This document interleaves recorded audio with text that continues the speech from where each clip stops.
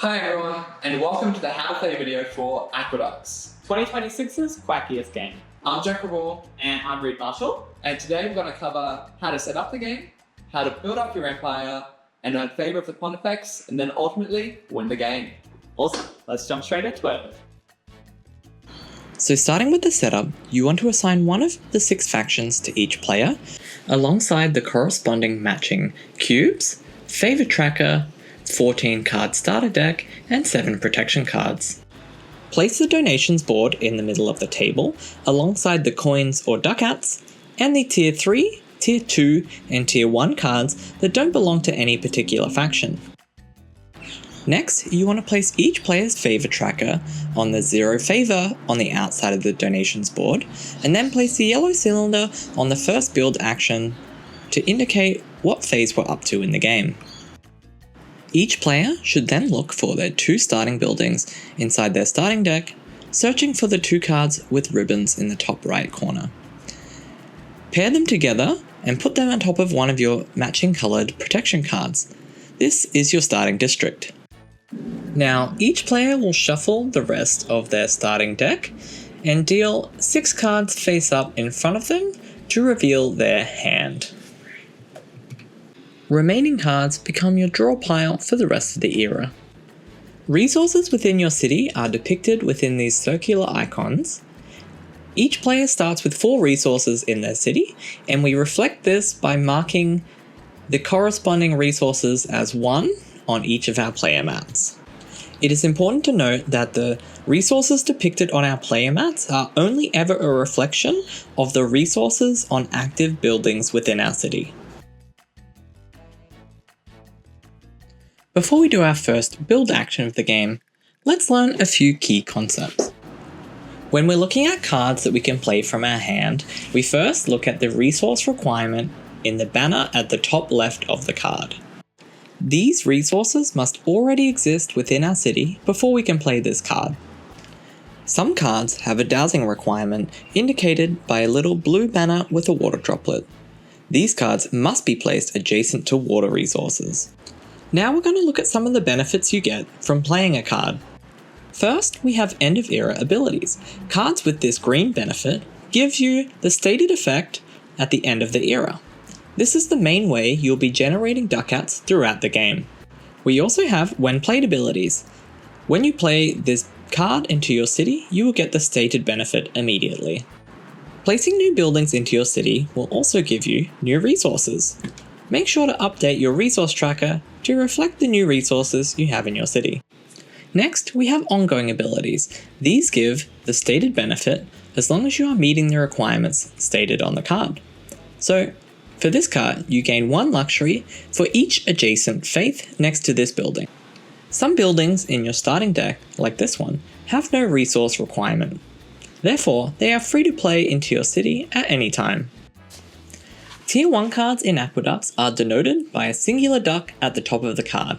These cards can be placed anywhere throughout your city on the 1st, 2nd, or 3rd story. Tier 2 cards, on the other hand, have 2 ducks at the top of the cards. However, these can only be placed on the 2nd and 3rd story of your city and cannot be placed on the 1st story. Tier 3 cards have 3 ducks at the top, and these can only be placed at the very top 3rd story of your city.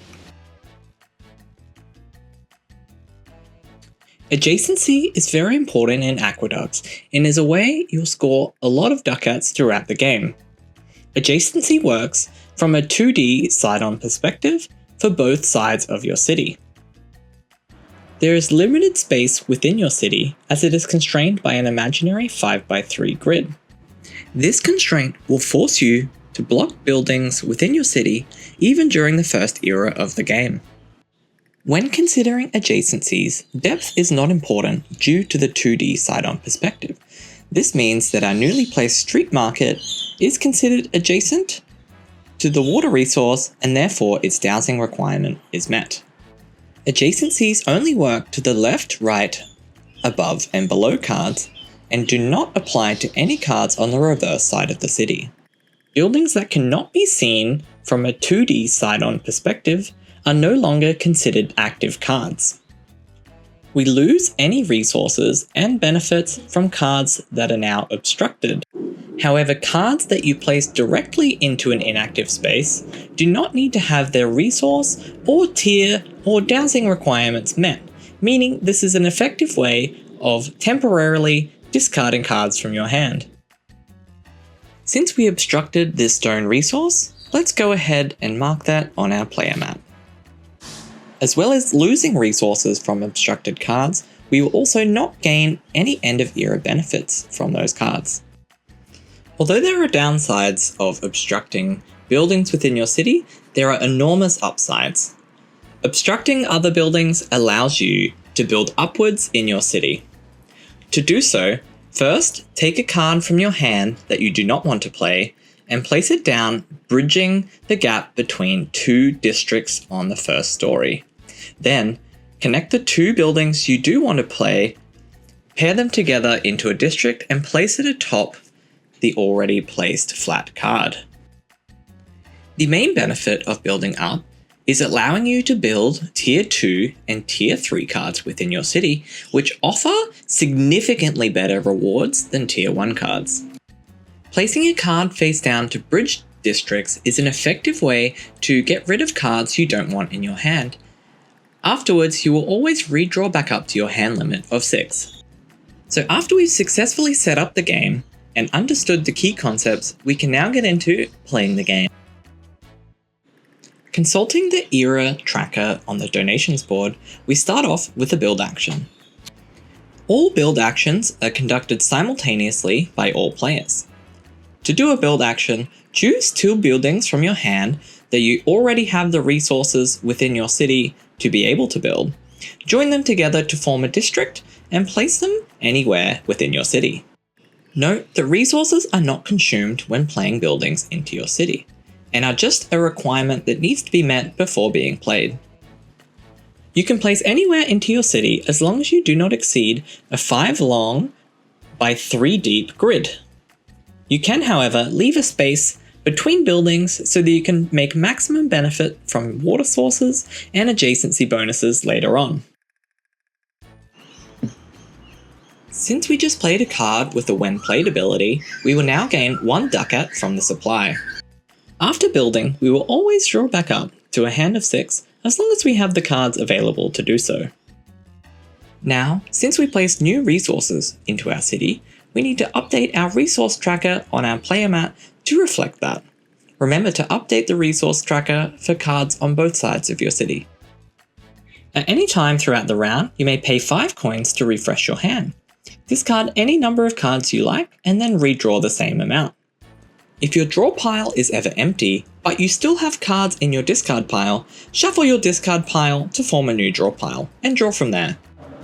Building actions are performed simultaneously in Aqueducts. After 3 rounds of building, play then proceeds to the donations phase. During the donation phase, players take turns donating their hard-earned ducats to the visiting Pondifex in exchange for favour. Favour is the only way to win the game.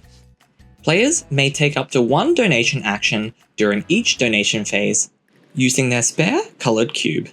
Ducats spent during the donation phase are returned back to the supply. Faith, military, and luxury are all important resources when making donations in Aqueducts. The player with the most faith gets to make the first donation. Donating first gives you the benefit of being in the leftmost slot, earning the most favour for your particular donation. Military is important because if you have more military than everyone else within a donation row, you can perform a strong arm, pushing to the front of the queue and placing everyone else's cube back 1 space. The Pondifex loves luxury goods. If you meet a certain minimum requirement of luxury goods within your city, you will gain an additional bonus each time you make a donation. After each player has donated, move each player's favour tracker according to how much favour is underneath the respective player's cubes, adding any additional benefits from luxuries they have within their city. After 2 additional build actions, play then proceeds to the end of era phase. During the end of era phase, we will gain the benefits listed on all active cards with an end of era ability. including cards on both sides of the city. First, the cattle yard awards us 2 coins as it is adjacent to a single stone. Next, the Cottian Alps awards us 1 coin per food throughout our city. Looking at our resource tracker, we have 4 food, with 2 food on the other side of our city, so we will gain 4 coins. The Lumber Yard awards us no coins as it is not an end of era ability. The Inn Chalet is not next to a water or sanitation and also scores no coins. You then repeat this for all active buildings on the other side of your city. After the end of era phase, we proceed to the second donation phase of the era, resetting everyone's donation cubes. Players then donate in order of highest to lowest faith.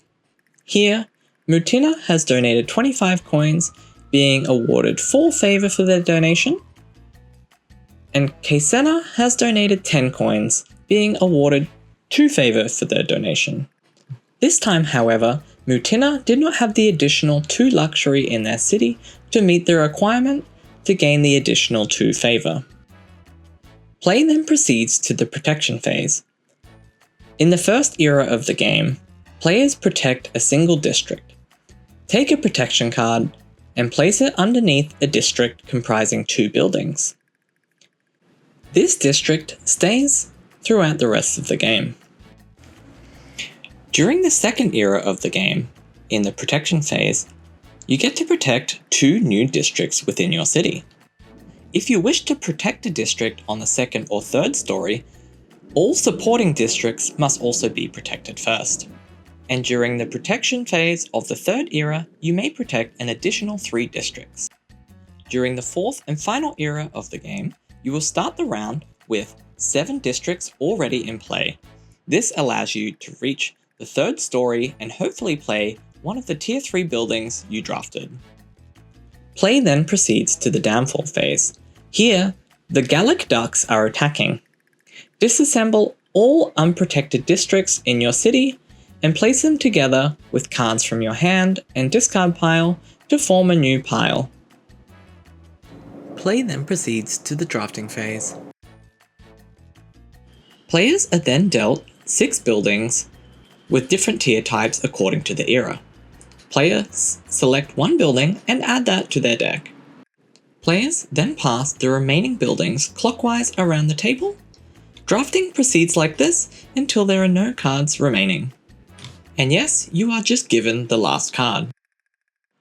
Players then shuffle all cards and deal a new hand of 6 cards ready for the next era.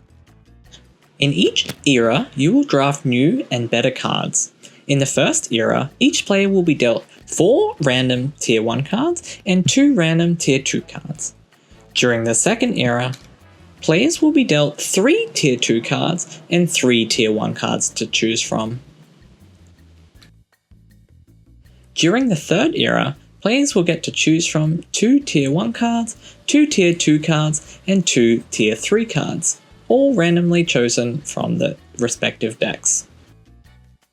The end of each drafting phase signals the end of the era.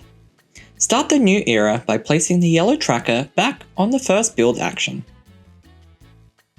The game ends during the 4th era's second donation phase. The player who has the most favor at the end of this donation phase is the winner of Aqueducts. Thanks everyone for sticking around. Hopefully you now can all successfully play Aqueducts. And if you have any comments or questions, we will happily answer them down below in the comment section. And if you're about to hop into your first game, or if you've already played a couple games of Aqueducts, please consider leaving us a review on Board Game Geek. It would really help us out a lot. Yeah, and if you don't have your own copy of Aqueducts, you can get one via our website in the description. Or you can find them in a local board game store near you if you're in Australia. And if they don't have a copy, you can maybe also get one in. Thanks guys, thanks for watching. Thank you. Quack. Very nice. Quack.